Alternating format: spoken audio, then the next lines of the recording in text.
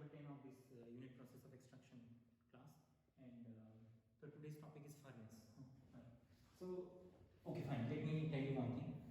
Basically, pyrometallurgical process, like when we are doing smelting, right? When we are doing calcination, when we are doing roasting, right? All are basically pyrometallurgical process, right? Or when we are doing sometime only reduction also, that is also required furnaces. Actually, all these pyrometallurgical things require furnaces. So what is a furnace basically? Furnace is it is an enclosure. It is a closed kind of enclosure, or it is an enclosure inside which chemical reactions are carried out. And these chemical reactions are happening at a high temperature, right? So that means it is an enclosure where heating is done. Heating is done to raise the temperature of the materials. We can sometimes go to the melting point, sometimes we are not going to the melting point of the materials, right? And chemical reactions are carried out. And the function of furnace is to do what? The function of furnace is to handle the raw materials, the solid raw materials coming. It will handle the liquid and gases also, right? And it also it also utilize the heat. There should be a proper heat utilization will be there, right? Some people, it is actually a reactor. Furnace is also, you can say, it is a reactor, right?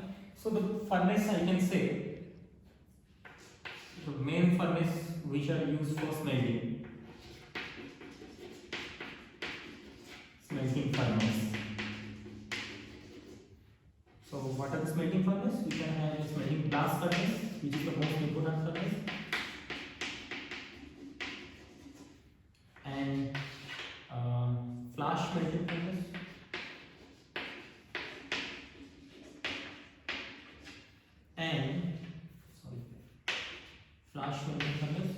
and we can have electric furnace.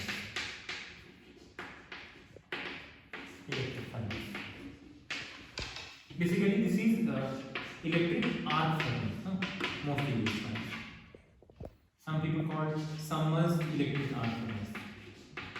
Depending upon the working of that, sometimes it is called submerged electric arc furnace. So these are the important furnaces, and some furnaces like smelting furnace or refining furnace.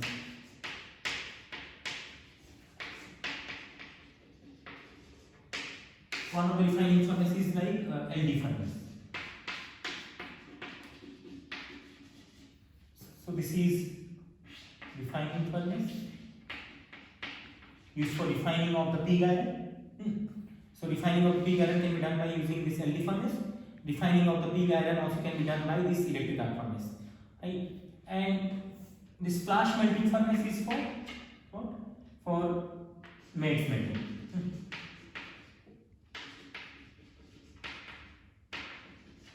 Earlier days they use reverbatory furnace, but nobody is now using reverbatory furnace. They are using this flash smelter basically. Or new furnace are already available in the market. But flash smelter is one of the important furnace for doing matte smelting. Right? And blast furnace is for smelting. Smelting of iron ore basically. This is matte smelting of, you can understand, matte smelting is for of copper ore or nickel ore, because copper ore and nickel ore involves matte smelting. We do not do only smelting, we have to do matte smelting first, because there are certain kind of impurities present in the aluminum ore and copper ore which cannot be removed by normal processing, by mineral processing. Physical method of, because mineral processing is a physical method of separation, right? Or that is involve crushing, grinding, sizing, concentration. By those methods we cannot remove those impurities present in this ore. So we have to go for chemical concentration process, and matte smelting is one of the chemical concentration process you remember. By doing some chemical reaction we can remove those impurities, right? That's why that is called chemical concentration process. Anyways, so I will draw these diagrams. First I will draw blast furnace.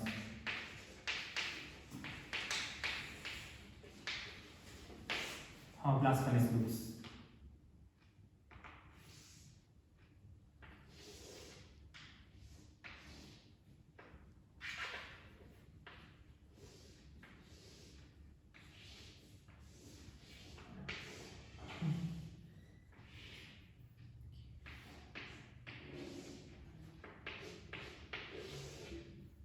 So this is the structure of blast furnace. Huh?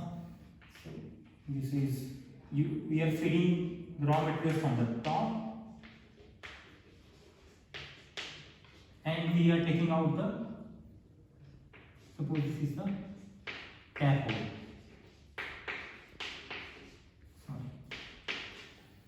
We are continuously feeding the raw materials, and we are continuously taking out the molten metals. Right? So this is basically your slag. This is your molten metal.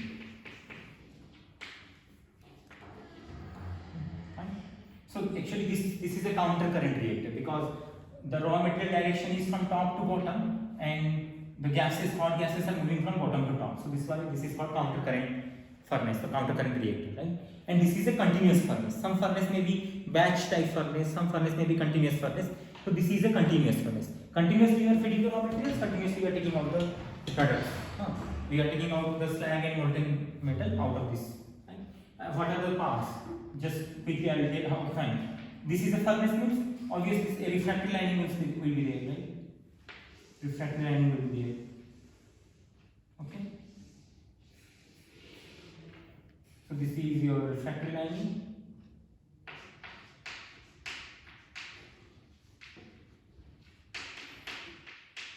This is your outer shell, made up of steel. Basically, welded construction will be there, right? And this is your Bushell pipe,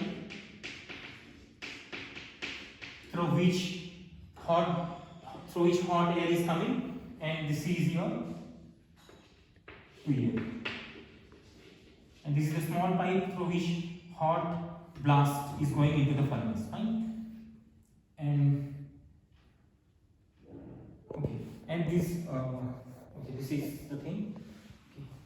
Okay, they are going down, and here they are going up. Basically, if you talk about the refractory linings, okay, fine. Let me talk about this one again. This part is called stack or shaft. This part is called tuile. And this part is called hearth. And this part is called bosch. Just actually this part is called bosch. So stack, bosch, tuile, and hearth. These are the different results. Okay, so this is about blast furnace, and you have to remember, since it is a furnace, that means actually the heat energy will be evolved by combustion of the fossil fuels like coal and coke. We are using coal and coke for the generation of heat. Coke and coal. Coke, they generate heat. Right?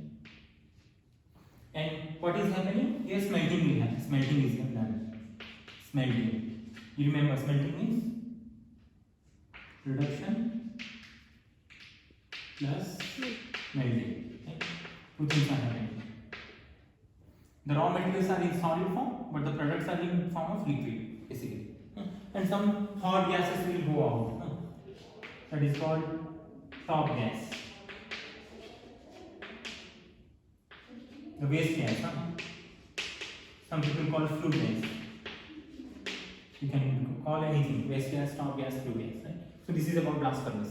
And you have to remember, if you want to know the refractory linings, this refractory lining in the shaft are basically aluminosilicate refractory, fire clay. And at the bottom we have carbon blocks in the hot region. And here we sometimes have heavy duty fire clays, or sometimes we use basically silicon carbide refractories. Okay. Next we'll talk about the flash melter, how it looks.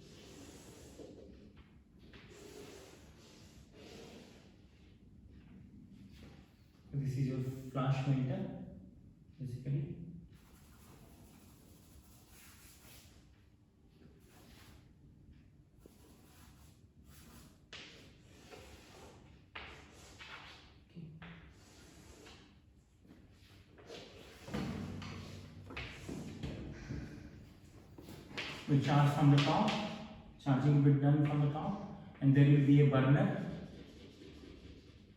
This is the burner. This is the raw material. Sometimes we also provide fuel.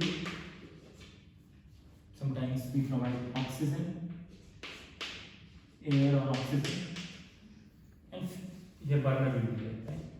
And raw materials means basically sulfide concentrate, right? So we'll fix sulfide concentrate from the top. There will be a burner, so combustion will start. So due to combustion, lot of heat energy will come out. Basically, what happens?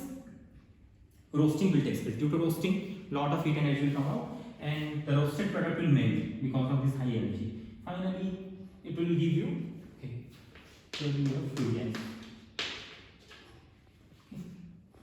Finally, we will get two things: molten matte and slag.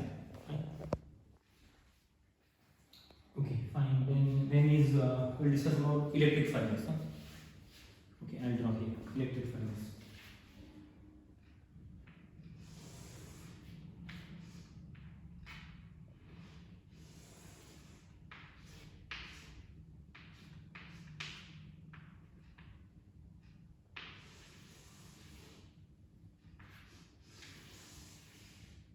So this is electric furnace. This is your roof.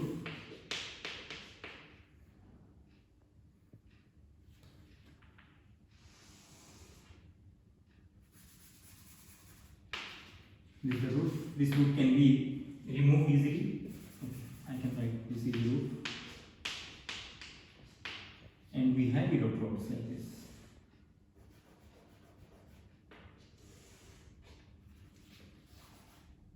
Electrodes are hanged from the top.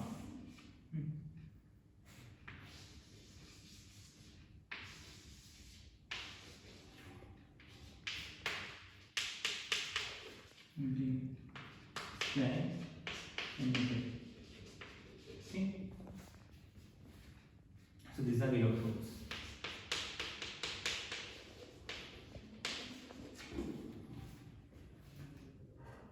Right. So basically, this is an electric arc furnace. Electric arc furnace is what we are generating heat by arcing.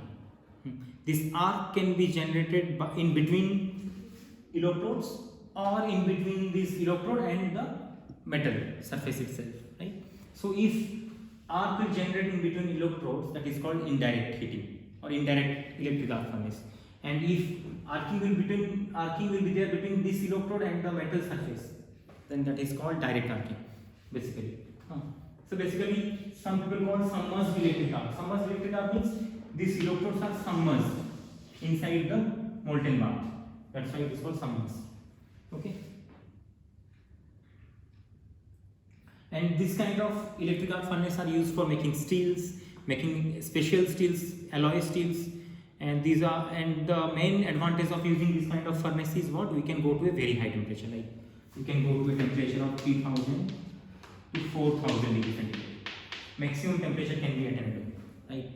And you have to remember this. Basically, in electric arc furnace we have neutral atmosphere. It is neither reducing nor oxidizing. But here we have the atmosphere is highly reducing.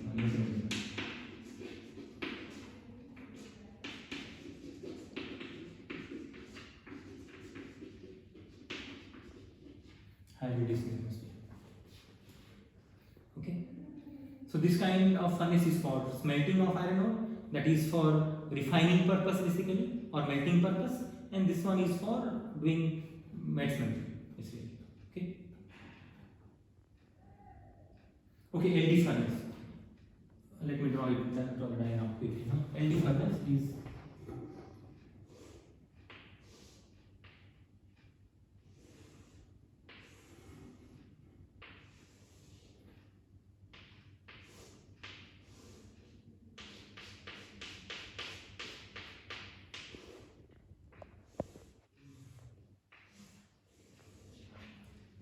LD furnace.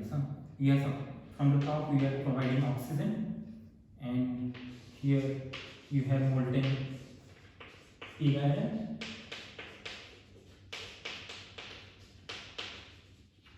So when you provide oxygen from the top and molten pig iron is there, so there will be a reaction between oxygen and the impurities present in this pig iron. Right? So due to that, exothermic reaction will happen and the process will continue. So this is the refining furnace. This is also refining furnace. So this LD furnace is used to convert what? Pig iron into steel. Right? And this blast furnace is what? Smelting of iron. That means iron oxide to iron. Okay. And flash melting will give you what? This ore to matte. Basically, this ore to matte. And you remember what is the matte? Matte is a molten mixture of sulfides. Two sulfides will be together in molten form. That is called matte. And matte have high electrical conductivity. Matte can dissolve many impurities can be dissolved, or many metallic forms can be dissolved in the matte. So matte act as a solvent sometimes, and matte have high electrical conductivity because of the ions present. Matte sometimes contain dissolved oxygen also, right? So these are the things. And if you see the thing like this, if a container is having three things, one is slag, one is matte, one is metal. So this is the sequence. If three things will be there in one reactor, then this is the order. Molten metal have high density, matte have a density in between slag and metal, and slag have the most very low density. Right? So density sequence will be slag, smaller, this one, matte, metal. Okay. So in this topic, I'll talk about matte smelting somewhat, not in details, but just an overview of matte smelting. Just an overview of matte smelting. Okay.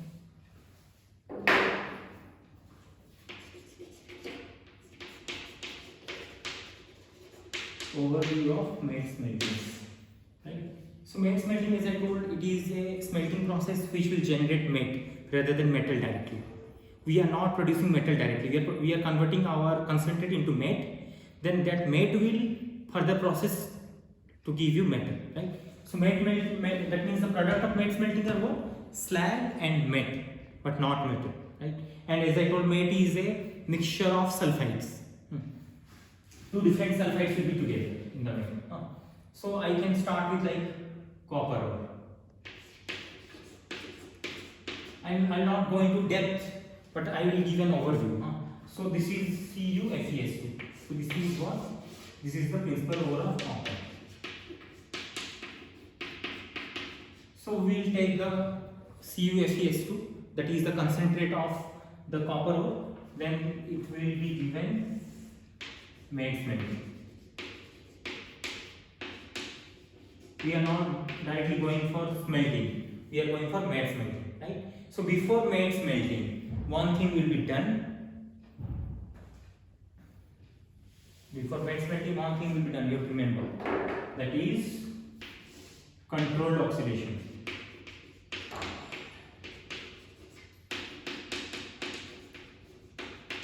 This is also called controlled roasting. So roasting will be done, but in a controlled atmosphere. The supply of oxygen or supply of air will be limited. It should not be very sufficient. And roasting time is also important. So chalcopyrite will undergo controlled oxidation or controlled roasting to give you basically. Here what happens? Sulfur is there. Sulfur become sulfur dioxide, obviously.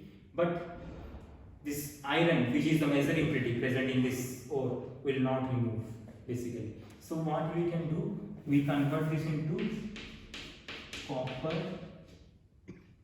Sulfide will be still there. Some copper oxide will be there. Plus we will be having iron oxide.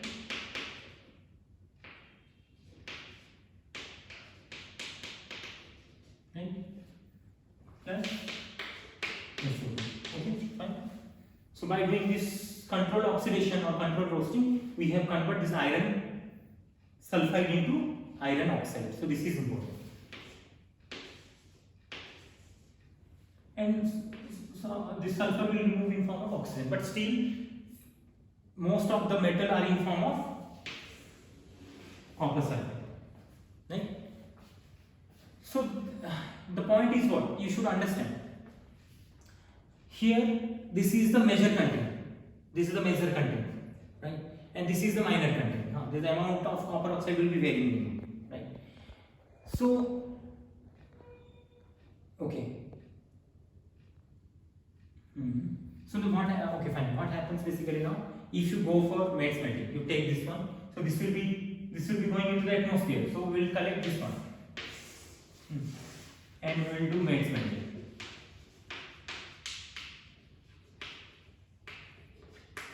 So matte smelting means, you understand, we need a flux, obviously.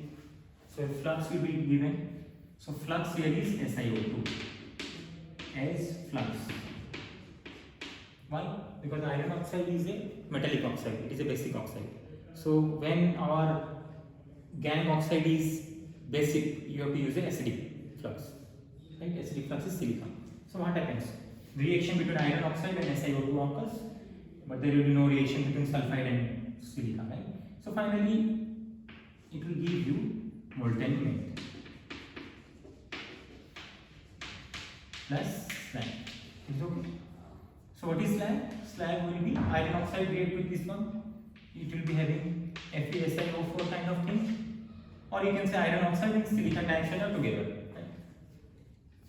This slag. And you have molten matte. So what is molten matte? Molten matte will be what? Here actually what happens?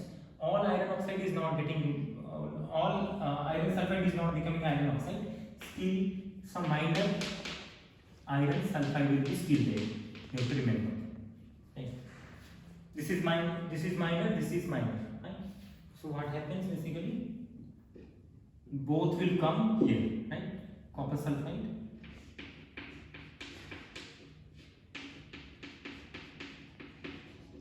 plus iron sulfide. Okay? And this is a molten mixture.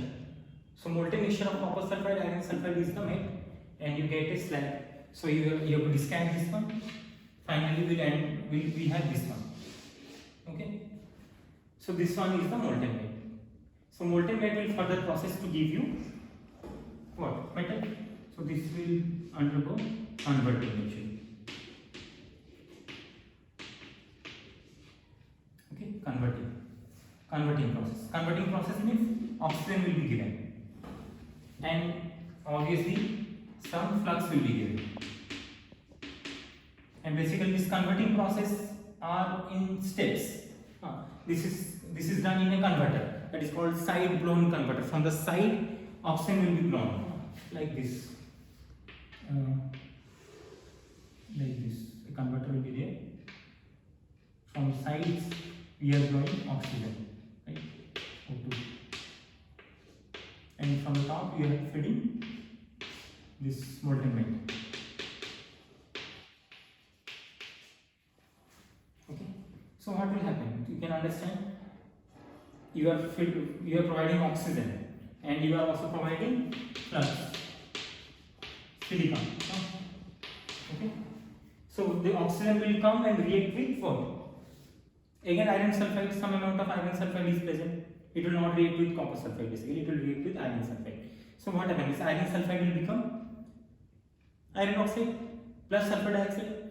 So finally, what happens? The first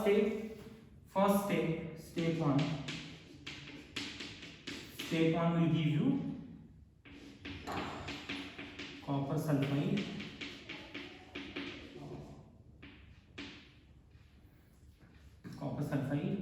plus slag, which contains what? FeSiO4 again. Okay. And some. Okay, this is the thing. Then step 2 will be what? So that means this will discard. You only left with copper sulfide. So So still you are blowing oxygen. So oxygen will come and react with copper sulfide. So what happens? The reaction will start. Copper sulfide plus copper oxide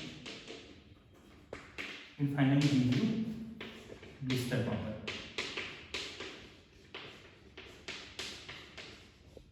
So this is the product of your final.